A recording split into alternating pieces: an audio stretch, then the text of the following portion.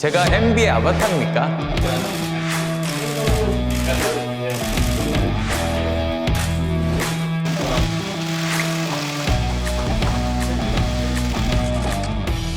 결국 두 분 중에서 범죄 혐의자보다는 정치 초보자분을 택한 거죠. 대법원 판결이 나오기도 전에 이번에 대선에 출마하시면 안 된다고 생각합니다. 나머지 5개 재판 결과가 다 나온 다음에 거기서 무죄를 다 받으면 그때 출마하시라. 우선은 저는 지금 보면은 2심이 3월 26일 날 선고가 되게 돼 있죠.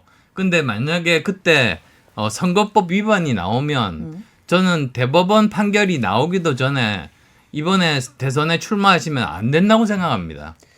저는 왜 그러냐면 사실 민주주의에서 가장 기본적인 게 그 선거제도 아닙니까? 네. 근데 선거제도라는 게 뭡니까?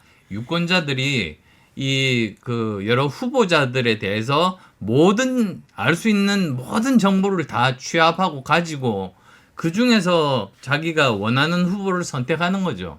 그런데 지금 그 후보자 중에 한 분이 지금 대법원 판결이 유죄가 날지 무죄가 날지 모르는 그런 상태에서 어떻게 선택을 할 수 있겠습니까?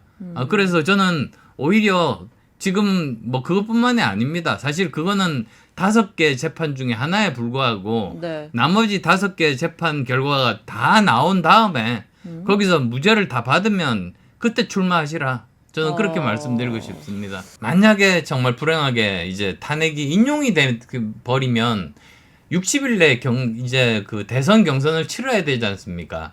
그러면 그때는 또 이겨야죠. 이겨야 네. 정권을 계속 유지할 수 있는데 지금 모여 있는 분들은 생각이 다 똑같으세요.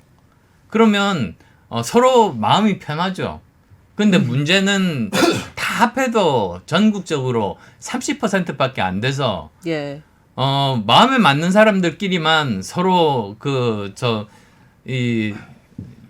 이재명 대표가 대통령이 되면 안 된다고 의견을 교환하고 조금 생각 다른 사람들 배척하다 보면 오히려 그것이 이재명 대통령을 만드는 가장 확실한 방법이다.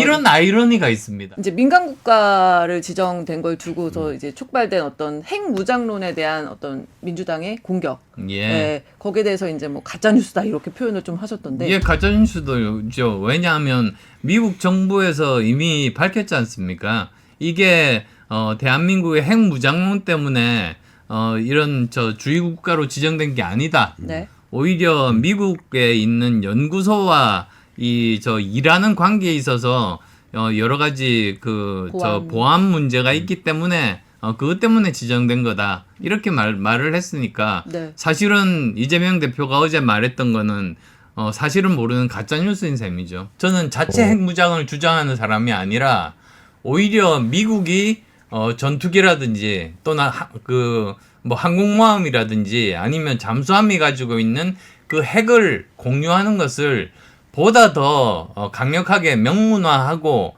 좀 더 우리가 그 결정 과정에 참여하는 그래서 수준을 높이는 그것이면 충분하다는 그런 생각이죠.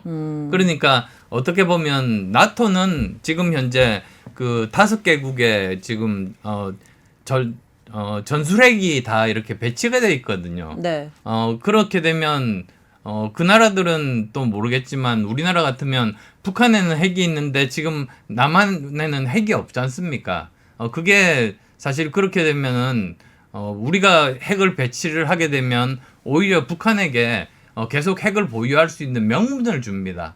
그래서 그걸 안 주기 위해서 그렇지만 같은 그런 어느 정도 대응할 수 있는 핵 능력을 보유하기 위해서는 미국의 핵을 실질적으로 공유하는 네. 지금보다는 좀 더 강력한 그런 메커니즘이 필요하다. 과연 그러면 이재명 대표의 대안은 무엇인가? 그걸 물어본 거죠.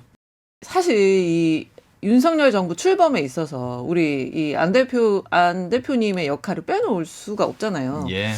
좀 상황이 이렇게 돼가지고 좀 뭐 후회도 좀 되실 것 같고. 지난 2022년 대선 과정에서 한쪽 후보는 범죄 혐의자고 한쪽 후보자는 정치 초보자인데 예. 저처럼 이제 십몇 년간 정치에 대해서 경험을 하고 3기 밀에 뭐 거의 유일하게 38석의 정당도 만들고 그런 사람이 선택이 되지를 않는 겁니다. 당이 네. 작다는 이유만으로. 네. 그래서 이거는 결국은 대한민국 선거 제도의 문제이다. 그래서 이제는 3당 실험은 제도가 바뀌지 않는 한 도저히 이거는 성공할 수 없다고 생각해서 결국 두 분 중에서 범죄 혐의자보다는 저 정치 초보자분을 택한 거죠. 그럴 수밖에 그런데 없었다. 그럴 수밖에 없었는데 네. 사실 그때는 저 포함해서 예. 전 국민 누구도 이렇게 계엄을 선포하기까지 물론요. 예. 이런 일이 있으리라고는 상상을 못했을 겁니다. 사실 저는 이렇게 예. 생각했습니다. 처음에 이제 그 공동정부 약속을 했을 때 예. 저는 DJP 연대처럼 반반 뭐 이렇게 생각 안 했습니다. 오히려 저는 제가 자신 있고 제가 전문성을 가지고 있는 분야가 바로 이제 그 과학 기술, IT나 BT 다죠. 네. 그 다음에 또 교육? 교수를 했으니까 교육. 그 다음에 의사 출신이잖아요. 복지 뭐 그러니까는 예. 의사. 그리고 또 그 대학 교수 제가 말씀드렸나요? 네네 교육, 예. 복지, 그리고 경영인, 경제인이니까 이런 부분에 대해서 좋은 사람들 추천해 드리고 좋은 정책들 추천해 드리면 네. 되겠다. 저는 그렇게 생각했거든요. 근데 결과적으로는 제가 추천한 사람이 하나도 등용이 안 됐습니다. 네. 그래서 저는 그때 생각했죠. 처음에는 사실 이해가 안 가다가 네. 나중에 생각을 정리했던 것이 책임의 크기와 그 권한의 크기와 책임의 크기는 비례하지 않습니까? 그러니까 만약에 제가 추천한 사람을 썼는데 실패했다. 네. 그럼 그 책임은 대통령의 책임이 아니라 제 책임인 거죠. 뭐 그렇죠. 예. 근데 대통령께서 원하는 사람을 임용해서 정책이 실패하면 네. 그건 사실 대통령 책임 아니겠습니까? 그래서 저는 이게 다 대통령께서 모든 국정 전반을 책임지시겠다는 그런 뜻이구나.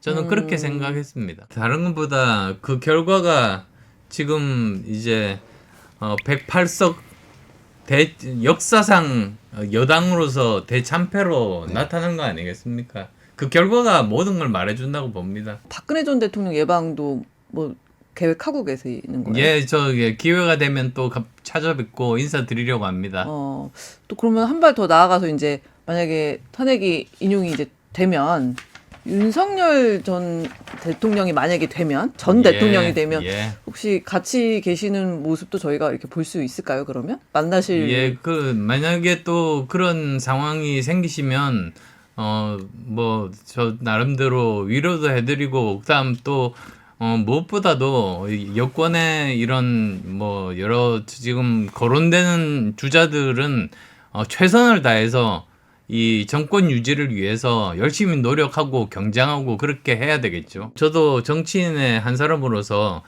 여러 가지 가능성에 대해서 모든 경우에 대해서 생각하고 대비를 하는 게 저는 정치인의 의무라고 봅니다. 네. 그래서 만약에 이 탄핵이 각하가 된다고 했을 때 그럼 어떻게 할 것인가? 네. 사실 앞으로 그 임기를 다 채우시기는 힘들지 않을까. 그래서 본인이 사실 최후 변론 때 직접 말씀하셨죠. 본인이 이제 그 임기 단축. 적절하게 그런 여러 가지 개헌이라든지 이런 것들을 통해 가지고 사태를 수습하겠다 이렇게 말씀하셨으니까 저는 그런 말씀 지키시리라고 믿습니다. 뭐 여야뿐만 아니라 윤 대통령의 승복 메시지를 직접 요청을 이제 하신 그렇습니다. 거잖아요. 안 하실 것 같은데 윤 대통령이 지금 분위기는? 그래도 저는 하셨으면 좋겠다고 생각합니다. 그러니까 선거 전에. 예, 그렇습니다. 왜 그러냐면 지금 제가 사실은 이렇게 현장에 사실 나가봤습니다.